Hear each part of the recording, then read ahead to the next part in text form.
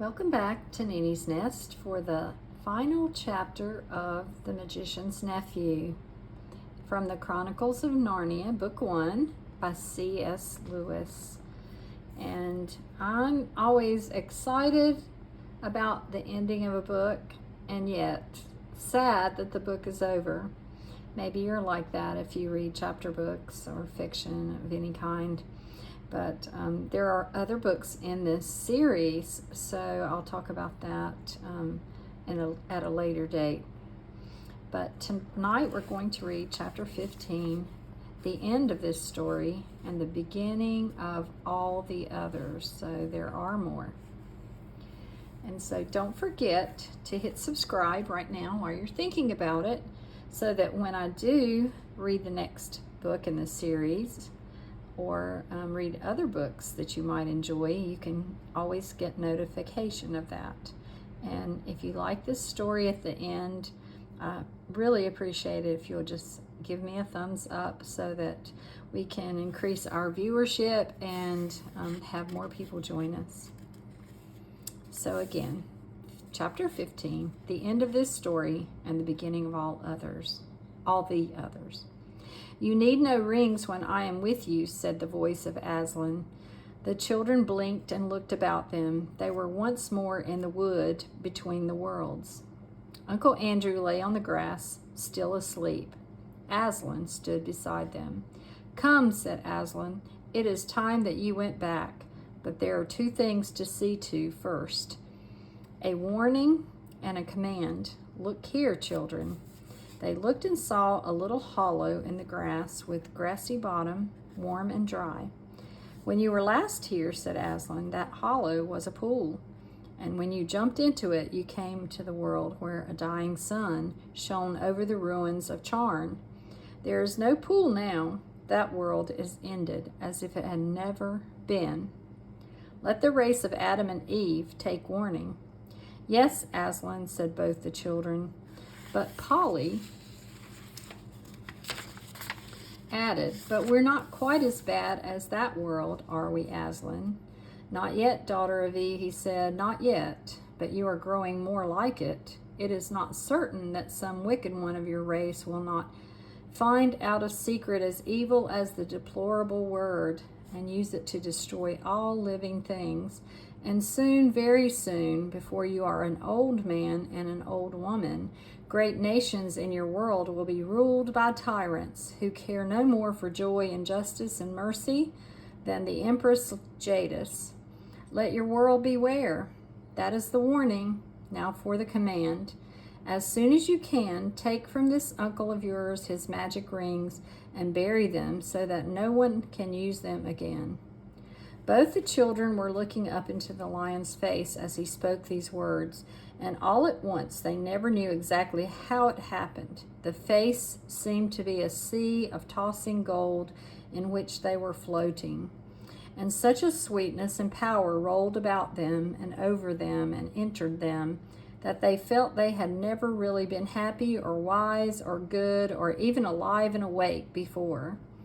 And the memory of that moment stayed with them always, so that as long as they both lived, if ever they were sad or afraid or angry, the thought of all that golden goodness and the feeling that it was still there, quite close, just around some corner or just behind some door, would come back and make them sure, deep down inside, that all was well.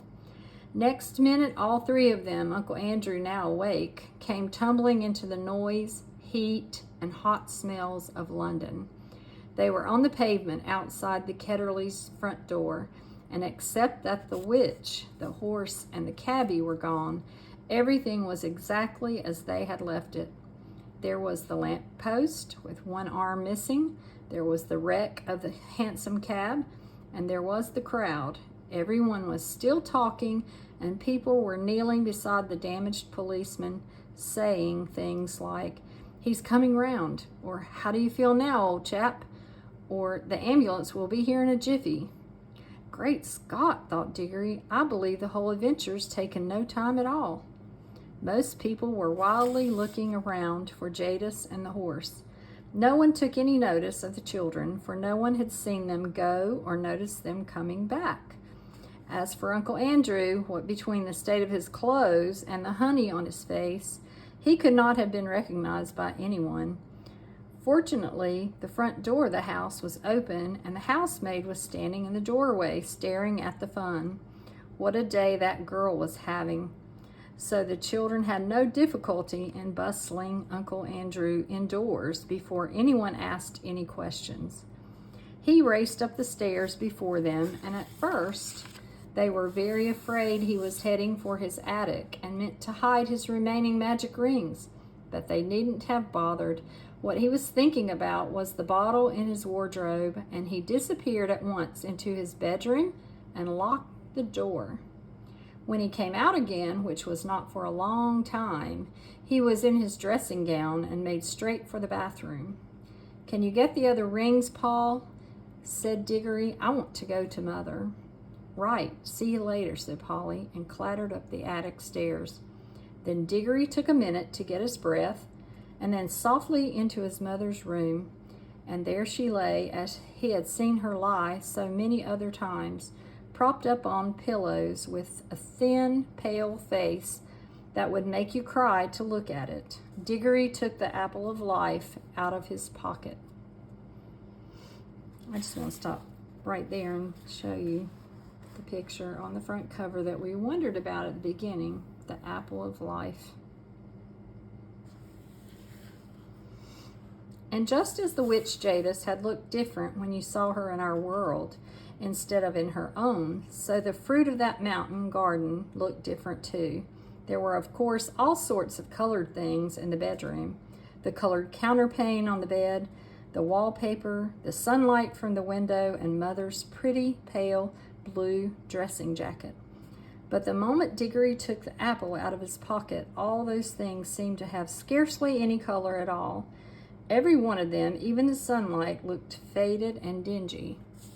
The brightness of the apple threw strange lights on the ceiling. Nothing else was worth looking at. You couldn't look at anything else. And the smell of the apple of youth was as if there was a window in the room that opened on heaven. "Oh, darling, how lovely," said Diggory's mother. "You will eat it, won't you?" "Please," said Diggory. "I don't know what the doctor would say," she answered, "but really, I almost feel as if I could." He peeled it and cut it up and gave it to her piece by piece. And no sooner had she finished it than she smiled and her head sank back on the pillow, and she was asleep. A real, natural, gentle sleep, without any of those nasty drugs, which was, as Diggory knew, the thing in the whole world that she wanted most. And he was sure now that her face looked a little different. He bent down and kissed her very softly and stole out of the room with a beating heart, taking the core of the apple with him. For the rest of that day, whenever he looked at the things about him and saw how ordinary and unmagical they were, he hardly dared to hope. But when he remembered the face of Aslan, he did hope. That evening, he buried the core of the apple in the back garden. Next morning, when the doctor made his usual visit, Diggory leaned over the banisters to listen. He heard the doctor come out with Aunt Letty and say, "Miss Ketterly, this is the most extraordinary case I've known in my whole medical career. It is like a miracle. I wouldn't tell the little boy anything at present. We don't want to raise any false hopes, but in my opinion," then his voice became too low to hear. That afternoon he went down the garden, whistled their agreed secret signal for Polly. She hadn't been able to get back the day before. "What luck," said Polly, looking over the wall. "I mean about your mother." I think it's going to be all right," said Diggory. "But if you don't mind, I'd really rather not talk about it yet." "What about the rings?" "I've got them all," said Polly. "Look, it's all right. I'm wearing gloves. Let's bury them." "Yes, let's. I've marked the place where I buried the core of the apple yesterday." Then Polly came over the wall, and they went together to the place. But as it turned out, Diggory need not have marked the place. Something was already coming up.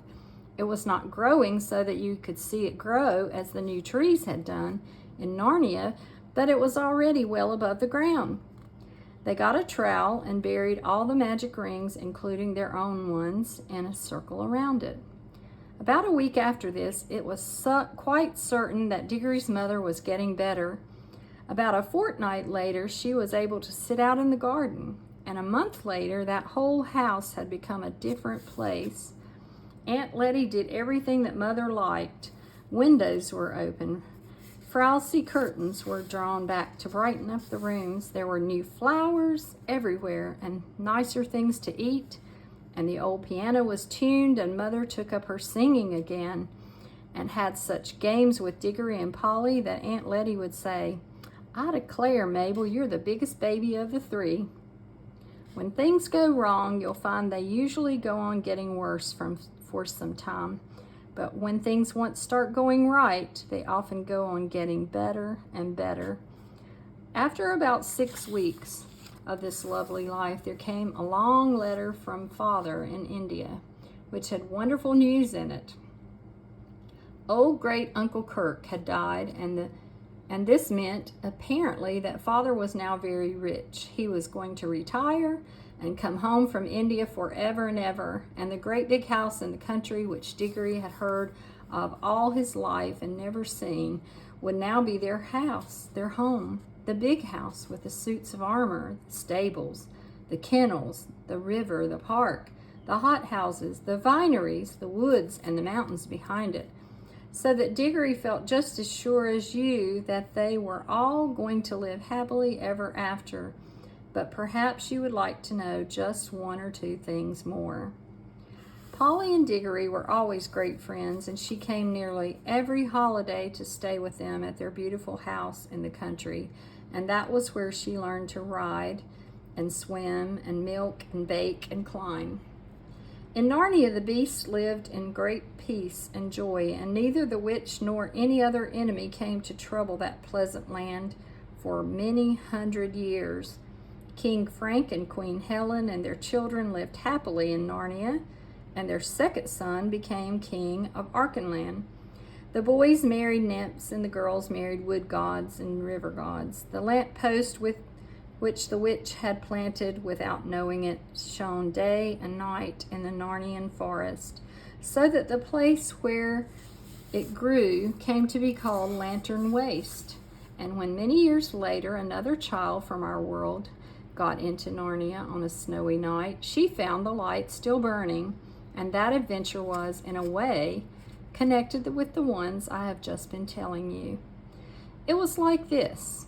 The tree which sprang from the apple that Diggory planted in the back garden lived and grew into a fine tree. Growing in the soil of our world, far out of the sound of Aslan's voice and far from the young air of Narnia, it did not bear apples that would revive a dying woman as Diggory's mother had been revived, though it did bear apples more beautiful than any others in England, and they were extremely good for you, though not fully magical. But inside itself, in the very sap of it, the tree, so to speak, never forgot that other tree in Narnia to which it had belonged. Sometimes it would move mysteriously when there was no wind blowing. I think that when this happened, there were high winds in Narnia, and the English tree quivered because at that moment the Narnia tree was rocking and swaying in a strong southwestern gale. However that might be, it was proved later that there was still magic in its wood. For when Diggory was quite middle-aged, and he was a famous learned man, a professor, and a great traveler by that time, and the Ketterleys' old house belonged to him, there was a great storm all over the south of England, which blew the tree down. He couldn't bear to have it simply chopped up for firewood, so he had part of the timber made into a wardrobe, which he put in his big house in the country. And though he himself did not discover the magic properties of that wardrobe, someone else did. That was the beginning of all the comings and goings between Narnia and our world, which you can read of in other books. When Diggory and his people went to live in the big country house, they took Uncle Andrew to live with them. For Diggory's father said, "We must try to keep the old fella out of mischief, and it isn't fair that poor Letty should have him always on her hands." Uncle Andrew never tried any magic again as long as he lived. He had learned his lesson, and in his old age he became a nicer and less selfish old man than he had ever been before. But he always liked to get visitors alone in the billiard room and tell them stories about a mysterious lady of foreign royalty with whom he had driven about London. A devilish temper she had, he would say, but she was a dim fine woman, sir, a dim fine woman. Wow. I am really curious about the next story and about this wardrobe that was made from the timber of the tree that Diggory had planted. And here we see Narnia, Arkenland, and then part of wild lands of the north, and all the map of the area, and there we see Aslan. I hope you will join me as we go ahead with this series for the second book, The Lion, the Witch, and the Wardrobe. So we know the lion, Aslan, we know the witch, Jadis, and now we know where the wardrobe came from. So be on the lookout. Remember, subscribe to my channel so that you will get notification when I read the next book in the series of The Chronicles of Narnia by C.S. Lewis. I thoroughly enjoyed reading this to you. I thoroughly enjoyed just reading it for my own self. So come back for the second book. It may be a time until I can get it from the library, but we will have the second chapter book in this series soon. Thanks for joining me.